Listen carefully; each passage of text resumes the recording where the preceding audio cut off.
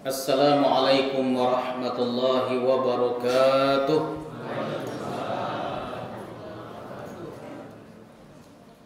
Alhamdulillahi rabbil alamin. Lahun ni'matu wa lahul fadlu wa lahus sana'ul hasan.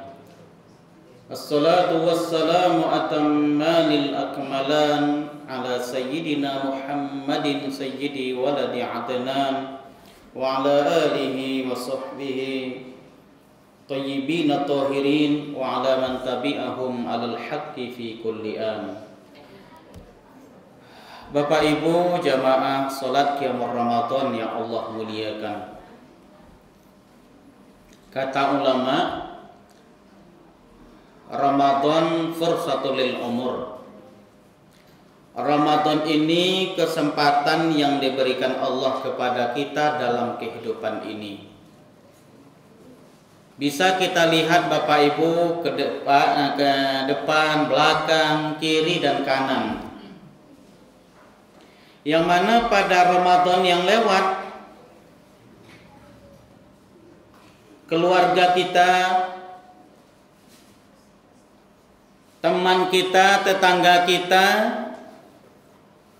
masyarakat kita yang dulunya mereka sholat qiyamul Ramadan bersama kita di musholla ini, sekarang mereka sudah tidak ada.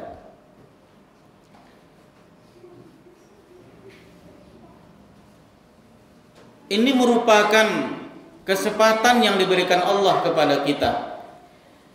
Ramadan tahun depan akan datang, tapi tidak ada jaminan bahwa kita akan ketemu dengan Ramadan yang akan datang. Saat ini Allah berikan kesempatan kepada kita bertemu dengan Ramadan. Maka sebaiknya bagi kita untuk menyambut Ramadan ini dengan keimanan dan ilmu. Bapak Ibu jamaah salat qiyamul Ramadan yang Allah muliakan. Dalam hadis disebutkan, hadis qudsi akhrajahul Bukhari, yang dikeluarkan oleh Imam Bukhari, kullu hasanatin bi asyri amsalha ila 700 dha'fin illa siyam fa innahu li wa ana ajzi bihi. Setiap kebajikan yang kita lakukan akan dibalas oleh Allah menjadi 10 kali lipat. Kita ingat Bapak Ibu hadis tentang Mi'raj, tentang solat, yang dulunya Allah berikan, Allah wajibkan kepada kita 50 waktu sehari semalam, yang pada akhirnya pada saat ini menjadi 5 waktu. Nah, dikala kita lakukan sekali, insya maka dibalas dengan 10 kali. 5 kali 10 menjadi 50.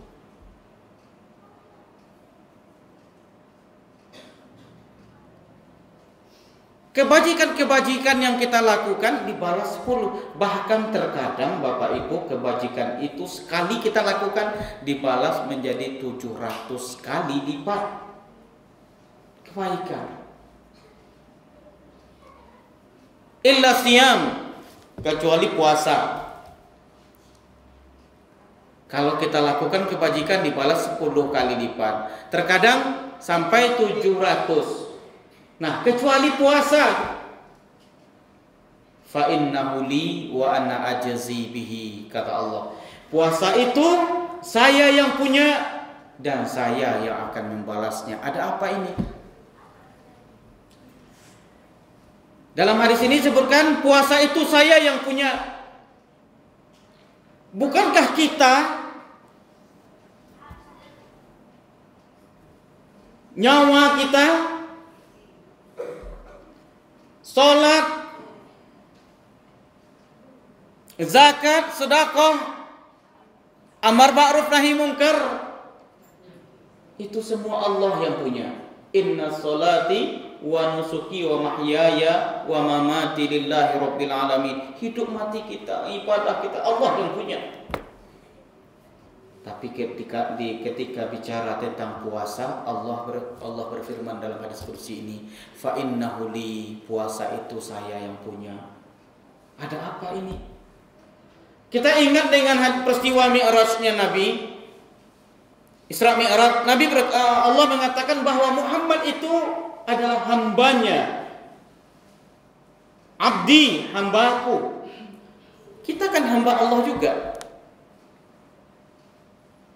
Tapi Rasulullah Muhammad diakui oleh Allah bahwa dia seorang hamba Allah. Ini menunjukkan apa? Bahwa Nabi kita mulia, agung sekali. Dikala disebutkan puasa itu saya yang punya, menunjukkan puasa ini termasuk ibadah yang paling agung. Wa ana ajzi bihi, dan saya yang akan membalasnya. Kita juga tahu Bapak Ibu, bahwa bukankah semua kebajikan kita ini Allah yang balas? Iya. Tetapi ketika puasa ini Allah menyebutkan saya yang akan membalasnya. Maksudnya apa ini? Tidak ada yang tahu berapa besar pahala puasa ini kecuali hanya Allah. Makanya kesempatan ini diberikan Allah kepada kita ketemu dengan Ramadan. Itu kalau sekali puasa. Bagaimana kita memperoleh pahala puasa di samping kita puasa? Ini man fattara sa'iman. Man fattara sa'iman kana lahu ajruhu ghairu annahu la yanqusu min ajri sha'imi syai'. Rawahul Hakim. Siapa yang memberikan makanan atau minuman kepada orang yang puasa, maka dia akan memperoleh pahala seperti orang yang melakukan puasa itu, tanpa dikurangi sedikit pun pahala orang yang berpuasa. Saya tidak tahu Bapak Ibu di mushola ini, sebahagian kita temukan di masjid di luar, ada sebagian jemaah mengantarkan ini aqua ke masjid, ada kurma, macam-macam, ada onde-onde, ada sopwa, macam. Mana tahu ada di sana sholat yang melakukan sholat maghrib yang berpuasa, tahu-tahu dia karena di masjid itu ada perbukaan lah diambil minum. Datang satu, datang dua. Nah, orang yang memberikan minuman, makanan, perbukaan untuk orang yang berpuasa, maka dia memperoleh pahala seperti orang yang melakukan puasa itu sendiri. Kalau satu orang, ya dapat pahala 1, 2, 3, 10 dapat, di samping pahala puasa kita sendiri. Agar kita memperoleh pahala yang luar biasa ini, harus kita sambut Ramadan ini dengan penuh keimanan. Man shoma ramadhana imanan wa ihtisaban ghufira lahu ma taqaddama min dhanbi. Orang yang berpuasa karena iman, puasa Ramadan karena iman, mengharapkan pahala dari Allah, Allah ampunkan dosanya yang telah lewat. Nah, lalu kadang-kadang Bapak Ibu kita buat pengajian, kajinya tinggi sekali, nyampe ke sana, nyampe ke sini, banyak yang disampaikan. Terkadang ilmu dasar terabaikan. Nah, karena itu kajian kita pada malam ini Bapak Ibu tentang fardu puasa hanya dua kajian kita. Fardu puasa ada 2. Yang pertama, niat. Kapan ini kita berniat? Malam. Apa maksud malam dalam bab puasa berniat? Dari tenggelamnya matahari, bulatan matahari itu tenggelam sampai terbit fajar. Maka ini harus inilah tempat kita berniat. Contoh Pak, hari ini tadi kan kita puasa, udah masuk waktu maghrib, tenggelam matahari, kita belum lagi berbuka. Contoh ada di antara umat Islam, nawaitu shauma qatin, sengaja saya puasa besok hari, puasa Ramadan maksudnya. Dia belum berbuka, setelah itu dia berbuka, batalkan puasanya. Sahkah niatnya? Sah, karena syaratnya tenggelam matahari sudah tenggelam. Nggak boleh kelupaan niat. Tidak boleh kelupaan niat.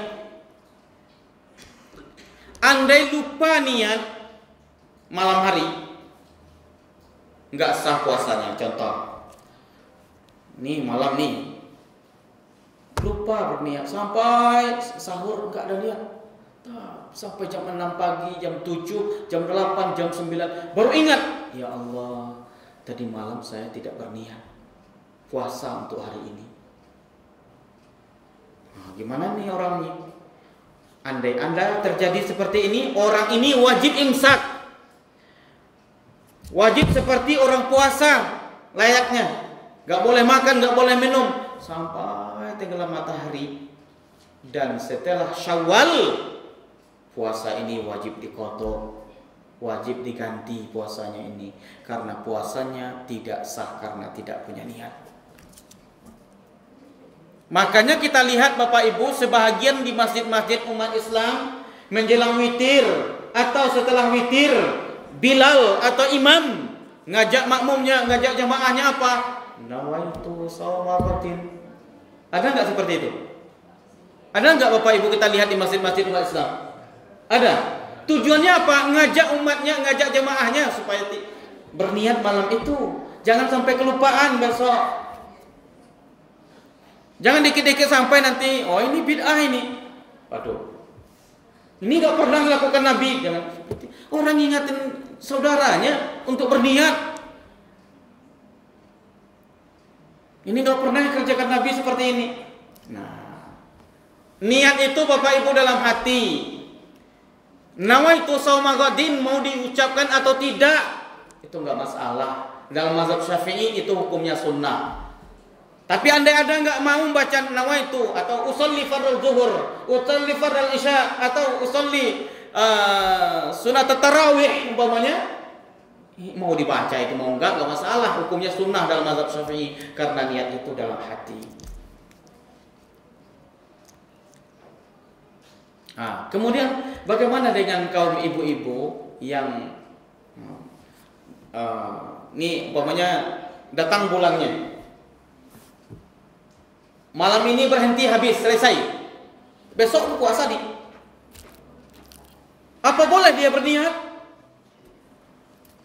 Nah, contohnya malam ini berhenti apanya, darahnya, niat nawaitu shauma ghadin ada iftar syahri Ramadan hadhihi sanah lillahi ta'ala, sengaja aku puasa Ramadan besok. Nah, sahur dia, terus sampai sahur ketidur sampai 5:30, bangun, langsung mandi, sholat subuh dia. Sahkah niatnya? Sah, karena mandi itu syarat untuk sahnya sholat, bukan untuk puasa.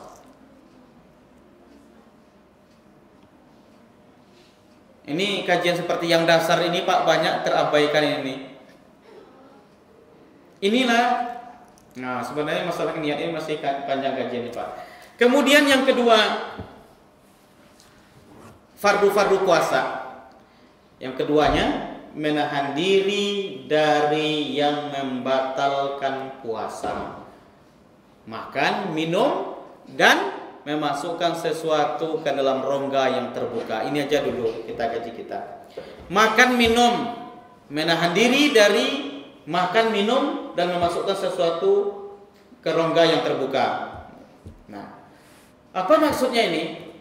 Kadang-kadang Pak, bukan maksudnya makan itu waktu kita berpuasa ambil piring penuh dengan nasi kita makan, bukan itu maksudnya. Itu ya juga membatalkan puasa. Ini yang boleh jadi ini terjadi. Contoh nih, sahur kita, tahunya ada sebijinya nasi yang nyangkut di gigi. Subuh atau jam 7 pagi keluar nih yang satu biji ini, sehingga sampai di lidah kita yang satu biji nasi, kita telan, batal puasanya. Batal puasanya. Atau ijur. Ijur. Tahu? Ngerti apa Ibu ijur? Air ludah. Ijur.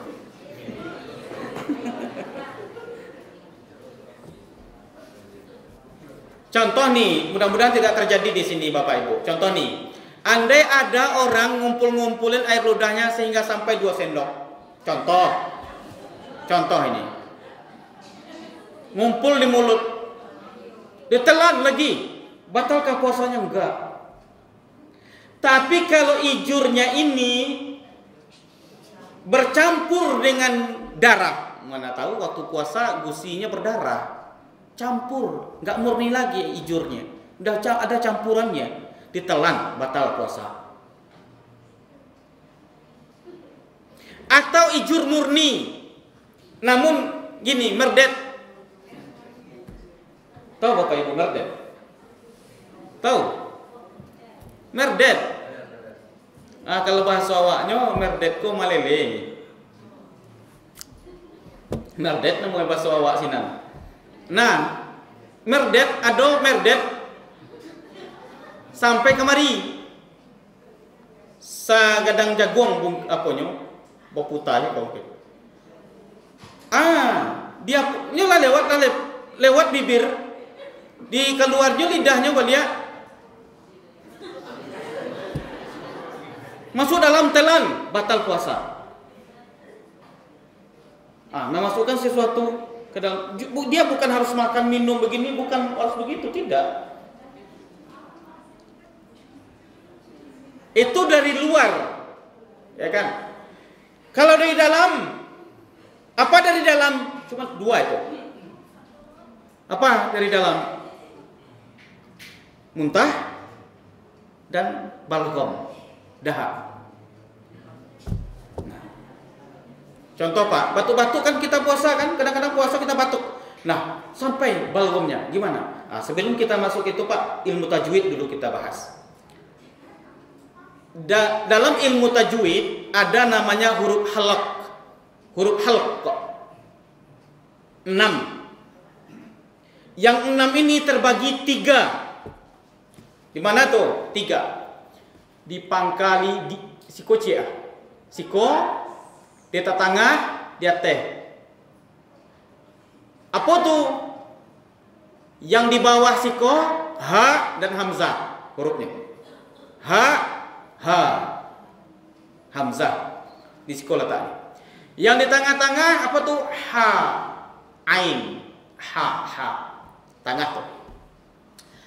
Ha dan ain. Sebelah teh, kho dan ghin. Nah, maksudnya apa kok? Dalam mazhab Imam Syafi'i rahimahullah, andai ada seseorang batuk,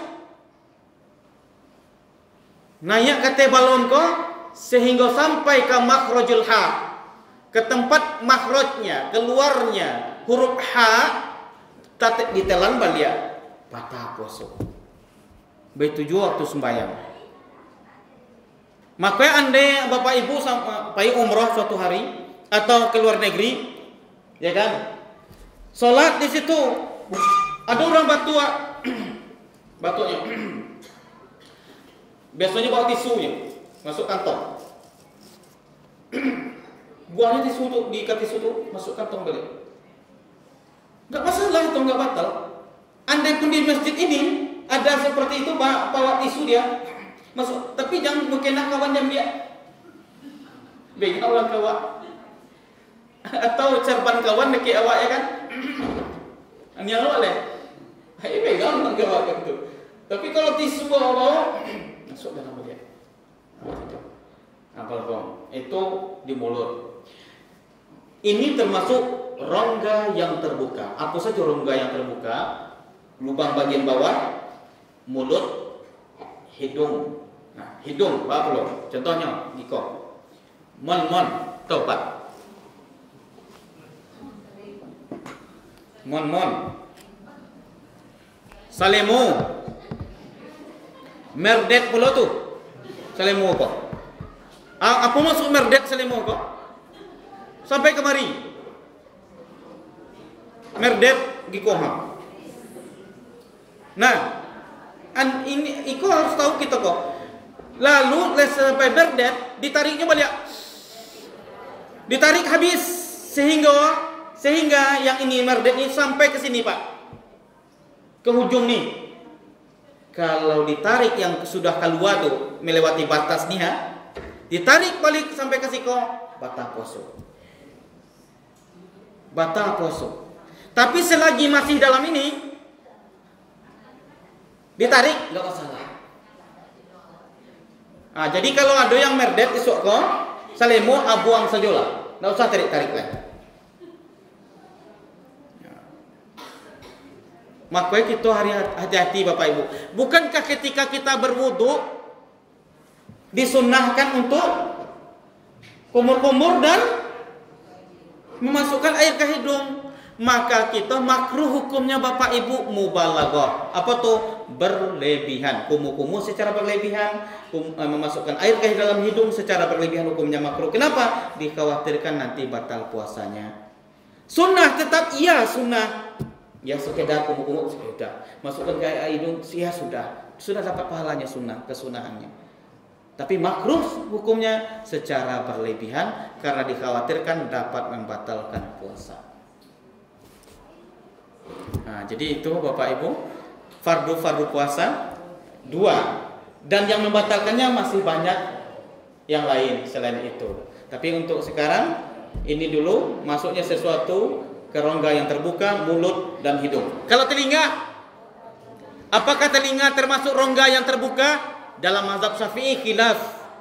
Ada ulama yang mengatakan telinga ini termasuk rongga yang terbuka. Kalau dikatakan, kalau kita yakini ini termasuk rongga yang terbuka, kata-kata telinga awak digirit dengan ketempat, masuk ke dalam, itu batal jadinya puasa.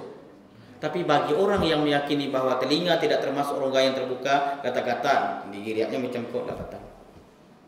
Jadi yang jelas rongga terbuka bagian bawah, mulut dan hidung itu termasuk rongga yang terbuka. Mungkin untuk malam ini sampai di sini dulu tausiah kita. Mudah-mudahan kaji dasar ini ada manfaatnya bagi kita semua. Taqabbalallahu minni wa minkum shalihal a'mal. Assalamualaikum warahmatullahi wabarakatuh. Terima kasih ya guys sudah mengunjungi channel kami dan menonton sampai akhir video. And don't forget to subscribe ya guys. Semoga video ini bermanfaat. Jangan lupa ya guys, please jangan lupa klik tombol subscribe guys, karena subscribe itu gratis. Dan semoga yang sudah subscribe selalu mendapatkan rezeki yang berlimpah.